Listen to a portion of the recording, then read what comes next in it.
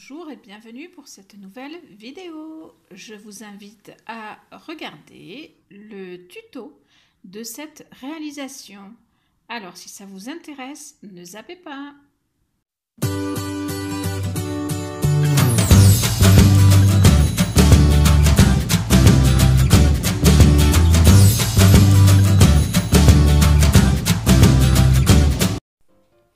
Alors pour réaliser ce magnifique tableau rond, j'utilise le cercle à broder que j'ai acheté à Action. C'était 2,26 € me semble-t-il. Donc j'utilise le cercle à broder et l'espèce de feutrine qui est fournie avec pour éviter de chercher autre chose à y mettre tout simplement. Bon, j'ai un petit peu sané parce que j'ai pas trop l'habitude, mais j'ai réussi à mettre de façon à ce que le tissu soit bien tendu. Voilà, donc ça c'est hyper important pour qu'après on ait une création qui soit bien maintenue, qui soit solide, quoi. Voilà, tout simplement. Donc je vous laisse regarder un petit peu et je vous explique la suite après.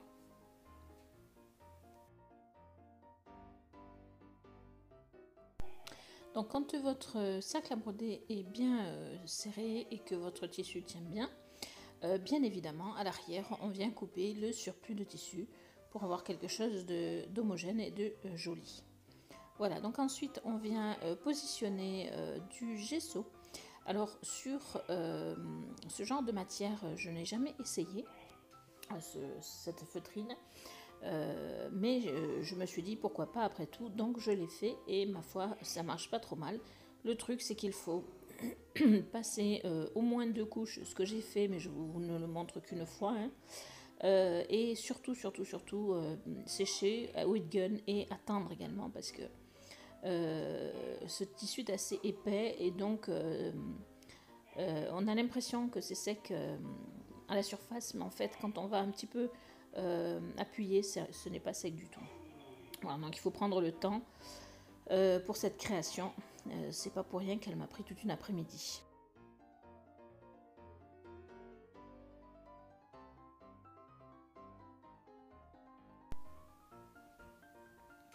Alors, une fois que j'ai passé mes 2 couches de gesso, que c'est bien sec, et ça j'insiste bien parce que ce support n'est pas un support habituel et c'est un peu un genre absorbant, donc ça met du temps à sécher.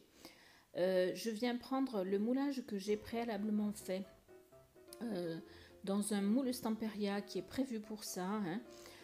Il existe énormément de différents moules, enfin énormément, je ne sais pas combien, moi j'en ai 7 je crois, donc il en existe plus que ça encore. Je vous mets dans le i le lien vers une vidéo de Ninon de la chaîne Horizon Créatif qui vous montre le moulage de ce genre de moule avec de la pasta Sculptura.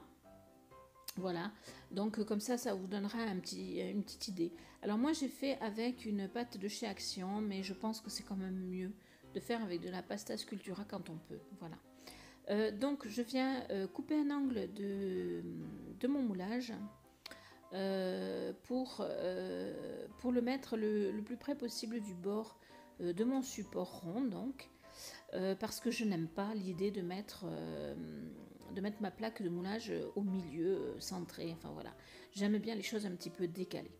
Et je vais venir coller cette plaque avec mon pistolet à colle, donc de la colle chaude. J'insiste bien parce que justement, comme c'est une pâte qui, en durcissant, devient un petit peu rigide, il faut vraiment que tout soit bien collé au support si on veut que tout tienne. Voilà, si on veut pas qu'il y ait après des soucis. Voilà, et une fois que ça, eh ben, je vais tout simplement repasser une dernière couche de gesso. Voilà. Pourquoi? Ben, d'abord parce que sur ce support de tissu, une 3e couche ne sera pas de trop dans la mesure où c'est un genre de feutrine et que donc ce n'est encore pas très comment dirais-je, pas très blanc, donc ça veut dire que le tissu est encore un peu perméable. Et d'autre part, sur mon moulage, je préfère travailler sur du blanc. Même si la couleur que je vais mettre après est noire, il n'empêche que je préfère travailler sur du blanc. Voilà. Donc je trouve que c'est bien de passer mon gesso partout. Voilà. Après, si vous ne voulez pas passer du gesso, vous pouvez toujours essayer. Moi, j'ai préféré d'abord mettre mon gesso blanc partout avant de vraiment travailler sur les couleurs.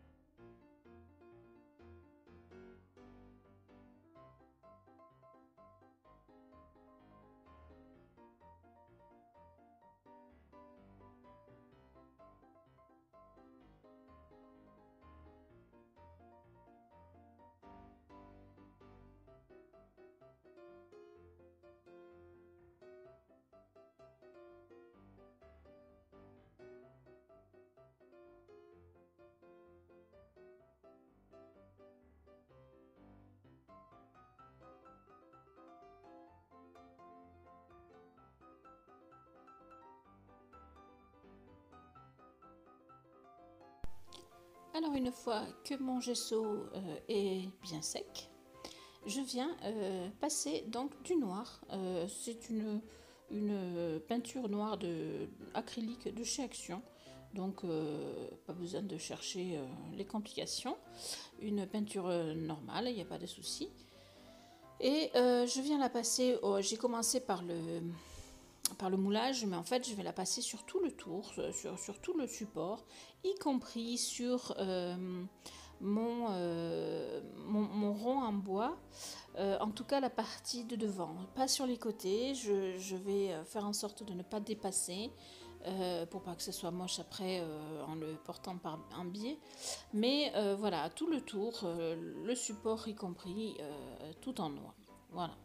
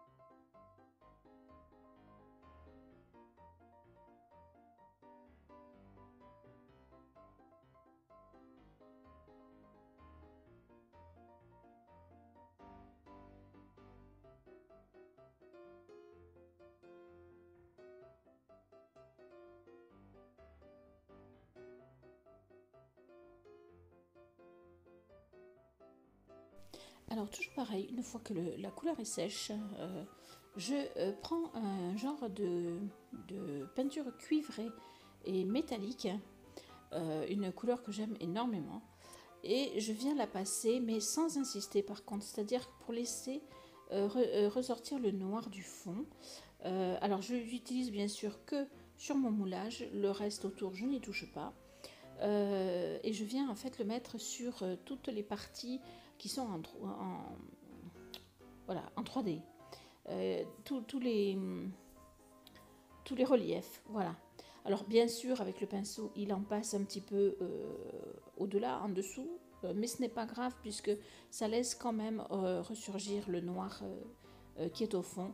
Donc c'est le but recherché. Voilà. Donc une fois que j'ai fait ça et que c'est sec, eh bien je suis allée me chercher des fleurs pour décorer le tour, tout simplement. J'ai longuement hésité et puis j'ai fini par choisir des feuilles couleur automne un petit peu, donc des feuilles d'arbre couleur automne dans les tons jaune orangé, beaucoup, un petit peu de vert, mais surtout jaune orangé. Voilà.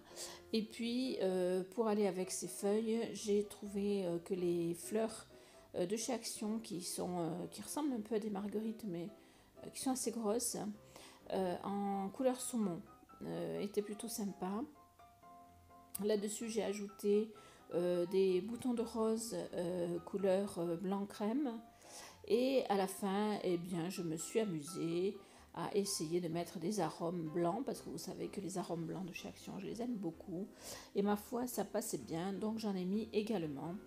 Je me suis trouvé un petit bout, mais vraiment un tout petit bout de ruban qui n'est ni jaune ni orange, qui est un petit peu entre les deux, que je vais mettre également. Donc vous allez voir tout ça. Là c'est vraiment de la déco pure, donc il n'y a pas de, comment dirais-je, de recette particulière. C'est au gré de vos envies, de vos souhaits, de votre plaisir. Voilà. Je vous laisse regarder tout ça et on se retrouve pour la réalisation terminée.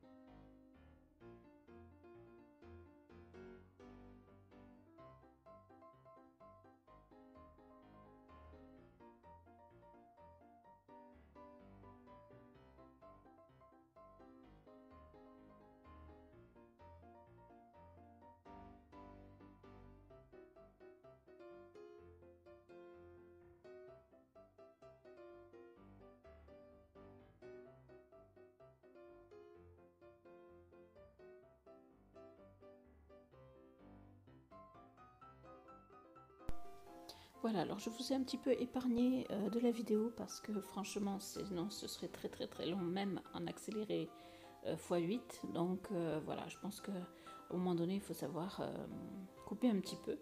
Voilà le résultat. Alors j'avais oublié là sur la vidéo le papillon que j'ai rajouté ensuite, comme vous pouvez le voir, sur la photo. Voilà, j'espère que ce tuto vous aura plu. Je compte sur vous pour les likes, les partages, les commentaires pour m'aider à faire vivre ma chaîne. N'oubliez pas que j'ai aussi un compte Instagram. Et moi, ben, je vous dis à très vite pour de nouvelles vidéos.